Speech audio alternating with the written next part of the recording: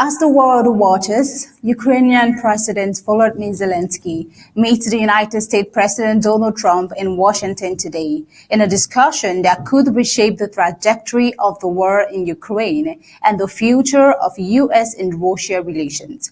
At the center of their talks is Kyiv's request for Tomahawk missiles capable of striking deep into Russian territory. Now, an issue that comes amid renewed U.S. diplomatic contact with Moscow and an upcoming Trump-Putin meeting in Hungary. Now, we'll see that the meeting underscores Washington's delicate balancing act. Can the United States continue supplying advanced weapons to Ukraine while simultaneously pursuing dialogue with Russia? Analysts say the outcome could signal whether the U.S. intends to strengthen Ukraine's military advantage or pivot toward a negotiated settlement with Russia.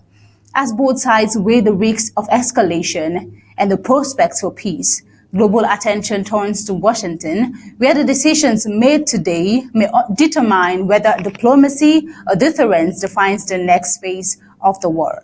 As we dive into the details, these and more will be explored in today's Flash News. Good afternoon and welcome.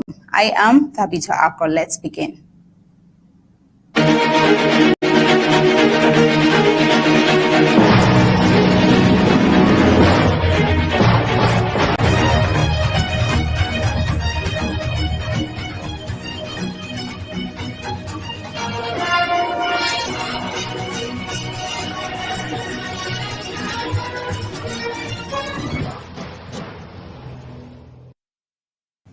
Ukrainian President Volodymyr Zelensky arrived in Washington on Friday for a crucial meeting with the United States President Donald Trump, seeking assurance of advanced military support as Russia intensifies its offensive.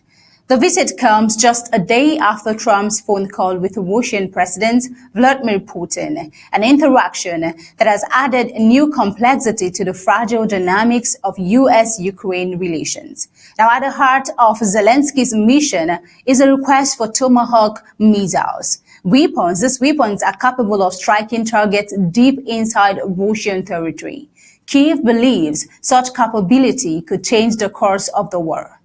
Yet, Washington remains divided. Will arming Ukraine with offensive long-range missiles escalate the conflict or help bring it to an end on Kyiv's terms? Let's take a look. Talked about weapons, and the weapons are sent to NATO, and NATO then sends us a check. They pay for info, and they would need more weapons, and we're looking into doing that. We hope we're going to be able to provide them. You know, our country needs weapons too. We can't give so many weapons that we don't have weapons. You never know what's going to happen. Who knows what's going to happen? But NATO pays us 100% for the weapons, and then they send them into Ukraine. And we talked about the weapons they need, what kind of weapons. They need Patriots very badly. They'd like to have Tomahawks. That's a step up. They'd like to have Tomahawks. We talked about that. President Donald Trump right here speaking on the possibility of Tomahawk missiles. President Trump described his phone call recently with conversation with Putin as productive, revealing that both sides agreed to hold face-to-face talks in Hungary in the coming weeks. Analysts, however, warn that any new opening with Moscow could undermine Kyiv's push for stronger Western support. Now, the juxtaposition of Trump's outreach to Putin and his upcoming meeting with Zelensky underscores a larger strategic dilemma. And what is this all about? This period will be Zelensky's third visit to Washington since January, a reflection of both the urgency of Ukraine's battlefield needs and the shifting tone of U.S. policy. His arrival follows one of the heaviest Russian bombardment of the year, nearly 30 ballistic missiles and over 300 drones launched overnight, highlighting Moscow's continued defiance amid growing talk of peace negotiations. Ukrainian officials have interpreted the attacks as a direct message to Washington, suggesting that Russia is attempting to deter the United States from delivering new long-range weaponry. Moscow rushes to resume dialogue each time it hears about tomahawks. Zelensky remarked that upon his arrival. He also hinted that the threat of enhanced Ukrainian firepower could itself be influencing Kremlin's behavior. I think most probably this situation, Trump's proposal of tomahawk, is definitely bringing Putin to the table. Now, Trump, who campaigned on these promises to end the war in days when he came into office, now finds himself navigating competing pressures. On one hand, the United States defense hawks and European allies are urging stronger support for Ukraine. And on the other, Trump's own diplomatic instinct to re-engage Putin in pursuit of what he calls a comprehensive peace raises questions about how far Washington is willing to go militarily without jeopardizing future talks of peace. Now, in recent weeks, Trump has hinted at concerns about U.S. stockpiles, noting that Washington can't deplete its supply of tomahawks. But defense analysts counter that the U.S. possesses sufficient reserves for both deterrence and foreign assistance. The deeper question, they argue, is not one of resources, but political. But one of political stance. Will the U.S. see this as Ukraine's victory as essential to global stability, or is it recalibrating toward a managed settlement with Russia? Trump's shifting tone also reflects political recalibration. Once viewed as more sympathetic to Moscow, he has increasingly emphasized Ukraine's right to full sovereignty, stating in September that Kyiv could win all its territory back. His administration has imposed limited sanctions on Russian trade partners and hinted at further penalties if Russia rejects ceasefire terms. Still, the consistency of this tougher stance remains uncertain as President Trump prepares to meet Putin in Hungary, a move many see as an attempt to personally shape the endgame of the war. And definitely the coming days will justify that. Now, what are the people saying about this? What are leaders saying about this? Hungarian Prime Minister Viktor Orban, a close ally of both Moscow and Washington, hailed the planned Budapest summit as great news for the peace-loving people of the world. Yet European diplomats remain skeptical, warning that premature talks could freeze the conflict rather than resolve it. Further complicating the diplomatic landscape, India's foreign ministry disputed Trump's claim that Prime Minister Narendra Modi had agreed to stop purchasing Russian oil, illustrating the broader challenge of isolating Moscow economically. India, alongside China and several NATO states, continues to maintain energy trade with Russia, softening the impact of Western sanctions and limiting Washington's leverage. Meanwhile, we see that since Russia's full-scale invasion in February 2022, the war has redefined Europe's security architecture and tested the limit of U.S. resolve. Now, as Zelensky meets Trump, the outcome could mark a pivotal moment not only for the future of Ukraine, but for the balance of diplomacy and deterrence in a world where both peace and power remain negotiable. Still on diplomacy, here's what is happening right here in Israel since the Israel and Hamas peace was brokered by the United States president. A new ceasefire between Israel and Hamas has revived discussions in Jerusalem about how to repair Israel's damaged global reputation after nearly 2 years of war that left tens of thousands dead and strained ties with traditional allies. Now, the deal brokered by the United States, Egypt, Qatar, and Turkey took effect this week, marking the first major pause in hostilities since the 2023 Hamas attack that killed about 1,200 Israelis and led to a prolonged Israeli military campaign in Gaza. While the ceasefire has brought a measure of relief, analysts say Israel's diplomatic isolation remains one of its deepest challenges. Western governments, once firmly behind Israel's military actions, have shifted tone amid growing criticism of the humanitarian toll in Gaza, where over 67,000 Palestinians have been killed, according to Gaza health authorities. And public opinions And polls in the United States and Europe now show declining support for Israel's war conduct. A recent Pew Research Center study found that nearly 4 in 10 Americans believe Israel has gone too far in its military response, up sharply from a year earlier. Diplomatic sources say the ceasefire presents an opportunity for Israel to re-engage with the international community, especially after several Western nations moved to recognize a Palestinian state despite objections from Prime Minister Benjamin Netanyahu's government. Prime Minister Benjamin Netanyahu, in an interview, has made a statement. Let's take a listen. Well, we agreed to give peace a chance. We agreed that we should, the conditions in his 20-point plan are very clear.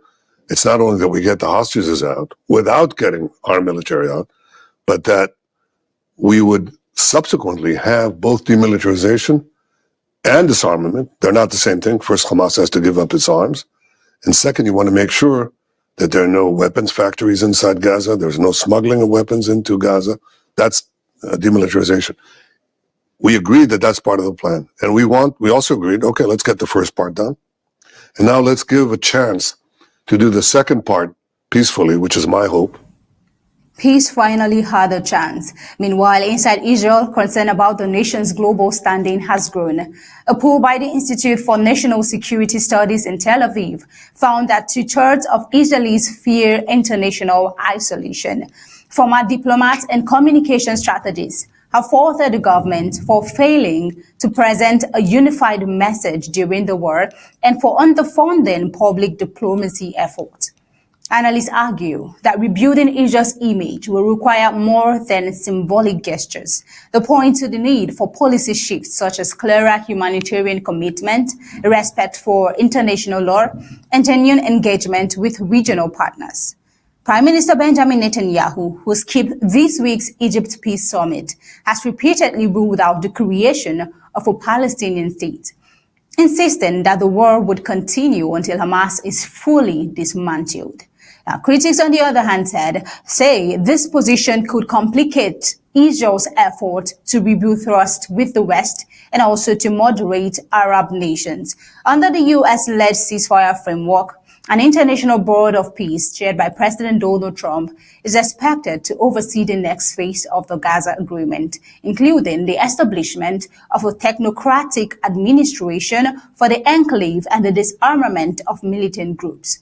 But questions remain over whether Israel's right-wing coalition, backed by ultra-nationalist factions, can embrace the diplomacy required for lasting stability in the Middle East. Regional experts warn that unless Israel aligns its policies with global humanitarian expectations and works toward a credible peace process, the ceasefire may do little to reverse its growing isolation. Now, in recent developments, there's been protests erupting in Africa and different parts of the world. Right here, there is a breaking report coming all the way from Peru. Now, let's take our attention to Peru's capital. Dozens have been injured, a person has been killed, and dozens injured during the widespread protests in Peru's capital overnight.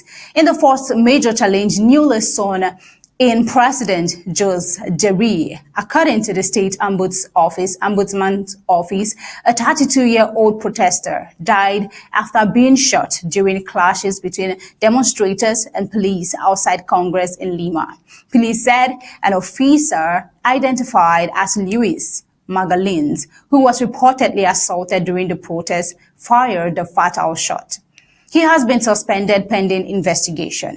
Now, thousands of demonstrators, including youth groups, transport workers, and civil society organizations, took to the streets demanding an end to corruption, rising crime, and economic instability. The unrest followed the recent ouster of former President Dina Bolaut, who was removed from office amid similar nationwide demonstrations. Now, let's take a look at the scene of the protest and what's happening right there in Peru.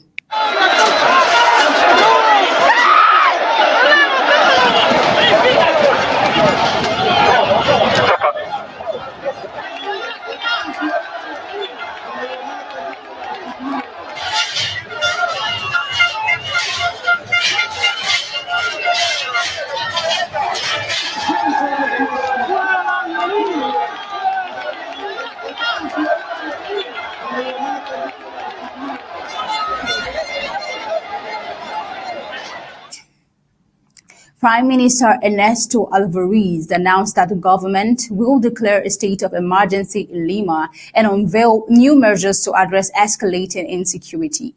Interior Minister Vicente Tiburcio said the government will push for reforms to the national police as part of efforts to restore public confidence. He also reported that 89 police officers and 22 civilians were injured in the clashes, while 11 people were arrested. President Jair expressed regret over the protesters' death and pledged an impartial investigation.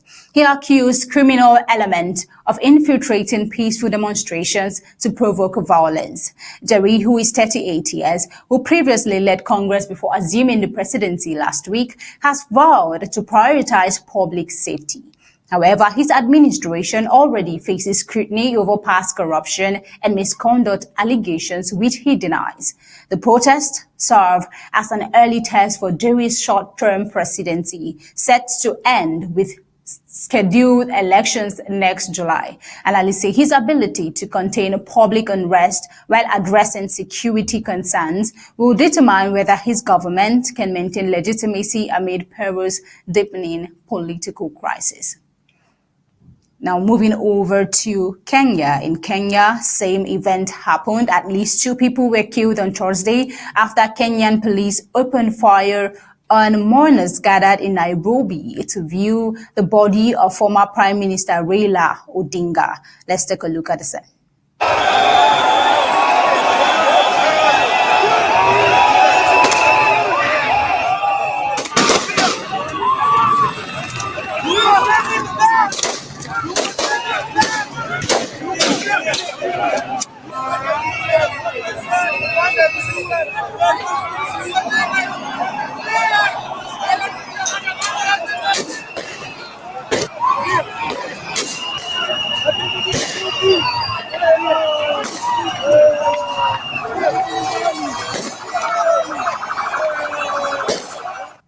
The incident occurred at a 60,000 capacity stadium in the capital, where thousands had assembled for a public viewing ahead of Odinga's state funeral.